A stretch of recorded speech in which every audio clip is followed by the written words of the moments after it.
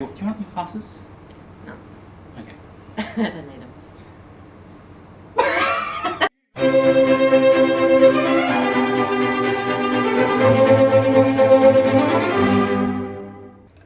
No comment.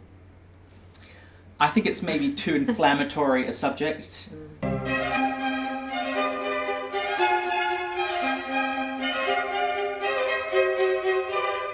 Playing an instrument.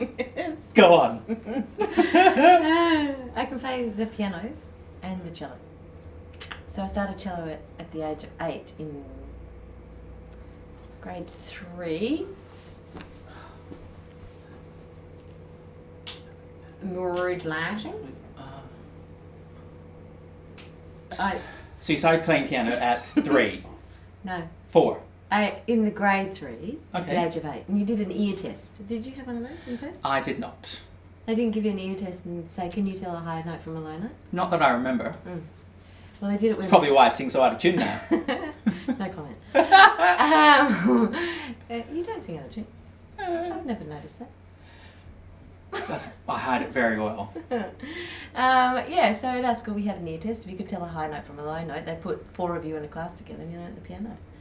So anyway, I did piano, and then sort of out of the group of 4, I was given private lessons, and then from that in year 7, I auditioned for a music school in Perth called Churchland Senior High School.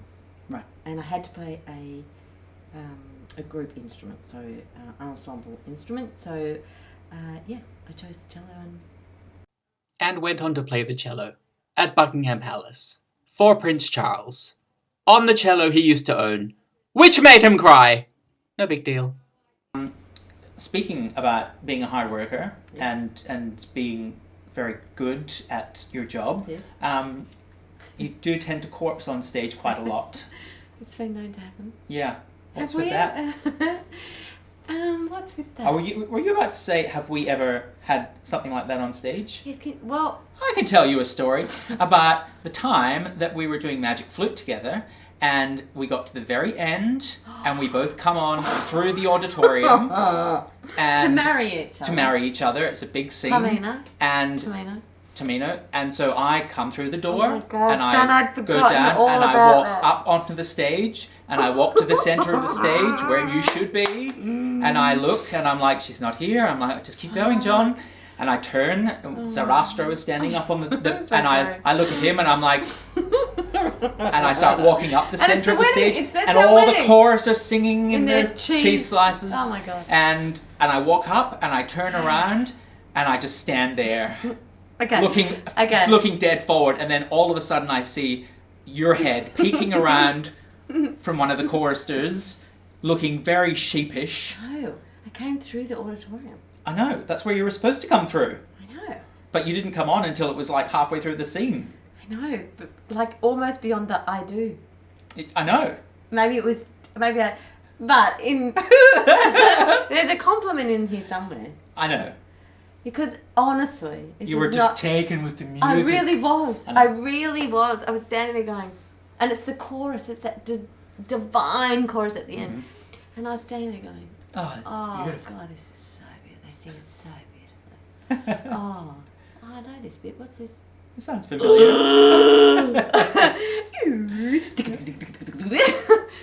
And then you said something. Where the fuck have you been? No, you said, "Don't you ever fucking do that again." I don't remember saying that. Oh, that probably is something that I would say, but... And I went, love you. Love you. Sorry. Well, because it could go off at any time. Yeah. It's uncontrollable. Yeah. So I did have that in the Pirates of Penzance with David Hobson. I would laugh with him a lot. And one of the things was we had this cute little boat which is on wheels, you know, and they'd have to Jared Foley, bless, would unlock it, and then we would scoot on, you know, like a sort of ice skaters. Woo. Anyway, fuck, you know, it's 3, 2, costume change, 3, 2, 1, and you're on. Yep. 3, 2, 1. Oh my God, it's not gonna get. And we couldn't get the boat. We couldn't get on the boat, and then we couldn't get the boat onto the stage. Is this Jacopo's boat? No, that's Chicapopo. That's Gondi. Oh. And old Jacopo lent us his boat. Chicka-pa-po-po-po. I think the worst version of that was chicka-pa-po-po. That was going to be in Kanan's video. Chicka-pa-po-po. But I cut it out. Oh. He told the whole story. Oh. She would go, and old Jacopo lent us his boat. I went on Taryn and Judd's honeymoon. Yes. Not, on purpose or anything. It just happened just to be... The gig. That's when you did it. And it was an amazing time. Amazing. We went on the most beautiful old sailing yacht. 3-masted wooden sailing ship. That was built originally. Do you remember the story? Remind me, it's So it an was American family. An American Super wealthy. oil magnate or something. Yeah. And it was around the time of the Lindbergh baby. Exactly. And he was paranoid that people were going same to thing was kidnap happened his to family. little daughter. So he built this amazing yacht and they spent most of their year at sea. Yes, and do you remember she became an actress? I didn't remember that part. Oh but yeah, she became the daughter became a she would play dress ups and things like that. Yeah. On the ship, and then she became, dare I say, a B grade film star. Yeah. But anyway, the ship was amazing. Oh my god, it was extraordinary, It and was- everything happened sort of by magic. Yes. Never saw anyone Nope. except us eating. Well, there was there was 130 people, 130 guests, Yeah. and 30 crew. Oh no, it was something like 50, 60. It was a almost, lot, yeah. it was almost like 2 guests per help, but you never saw them. Yeah. And the food, oh my god. Amazing. It was amazing. And there was so much marble on this boat that I was like, how is this thing afloat? Oh, I've got this photo of Judd and I leaving the cabin for the final time in Venice. Oh, and I'm streaming. I still remember when we arrived on the ship and we were in adjoining suites, and Erica and I walked into the suite and we were like, "Oh my god, this is amazing!" And then we heard the squealing from next door, and it was Judd. It was amazing. Is this paint? Oh, yes, probably. we're renovating the farm. So you've always been a farm person as well, because you Yeah. live on a farm now, Yeah. some of the time. Yeah. I mean, when Judd and I got together, I remember pretty much straight away we talked about, because he had a farm in New Zealand, and which he sold when he started to work for Opera Australia, and he came over, and and we both missed it. And I mean, don't look too close at my fingernails, but They won't see them if you keep them. so it's like The Good Life now, which used to be my favourite show of all time. It was The Good Life. oh, I don't remember. and that so the daisy would come out with all the petals. No, must have been before my time. Jerry and Tom. No. Tom and Jerry.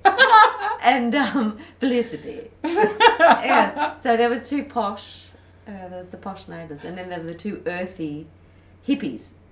What was it Do you know? called? The Good Life. Shut up, phone. That does ring a bell. And Margot. Yes, I Margot. remember. I do remember. Margot it now. come over. It was on and she- ABC. Yes. Yes, I do Anyway, remember. we have become Tom Mm. and Felicity. Yeah.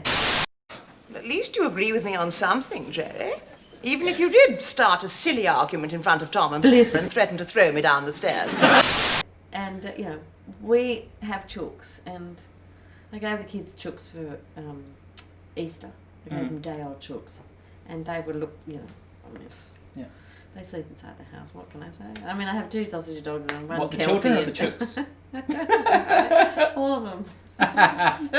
And though the chooks, I mean, oh my god, they're so funny. So the Kelpie keeps the fox away so the chooks can roam free. Mm. And then one, we call her Princess Leia. Why? Dog. It's a pun. Leia. Would you look at all those pennies? Dropping. Pennies dropping. I thought you were quicker than that. I'm not. Dom would have liked that reference. Leia, I hardly knew her. I'm just glad you're here. Christ, I might.